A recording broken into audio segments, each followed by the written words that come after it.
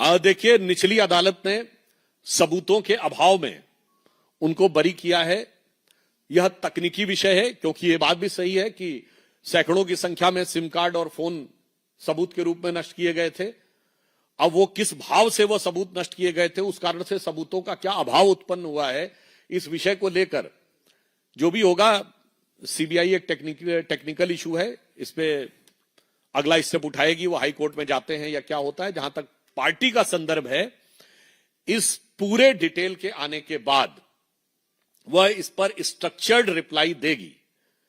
और यह भी बात विचारणीय है कि यदि सबूत बिल्कुल नहीं थे तो कोर्ट ने चार्जेस फ्रेम करने की परमिशन कैसे दी? If the entire charges were baseless, then the charges was framed. So इसमें there are certain technical issues, and after studying the judgment in depth, party will give a structured reply. जी करो जी। मुझे लगता है कि अरविंद केजरीवाल जी यदि राजनीतिक आरोप लगा रहे हैं तो वो भारत के राजनीतिक इतिहास के बहुत अभूतपूर्व लोगों में से एक हैं।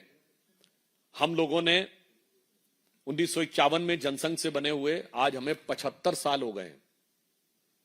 हमने एक भी दिन कांग्रेस से हाथ नहीं मिलाया, उन्होंने 75 दिन में हाथ मिलाया था। फिर वो छोड़िए, वो बच्चों की कसम खाएंगे और करोड़ों के शीश महल में रह के रेनॉल्ट का पेन लगाएंगे और ऐसा लगेगा हंडिया के अंदर से निकाल के शर्ट पहने हुए हैं, और उसके बाद 3-3 करोड़ के पर्दे रहेंगे घर में। वो सारी बातें अपनी जगह हैं, परंतु जहां तक इसकी बात है तो देश की जनता ने, और वो भारत के इतिहास के ऐसे इकलौते नेता रहे हैं जो सर्वोच्च न्यायालय में आरोप लगाने के बाद माफी मांग चुके हैं।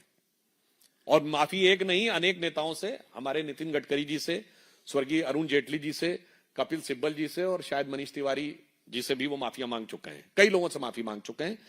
तो मुझे लगता है राजनीतिक आधार पर दिल्ली की जनता उनको राजनीति का उत्तर दे चुकी है। तकनीकी आधार के ऊपर यह विषय जो होगा, इसके ऊपर जो तकनीकी प्रक्रिया होगी वो संबंधित एजेंसियां आगे का निर्णय लेंगी। धन्यवाद।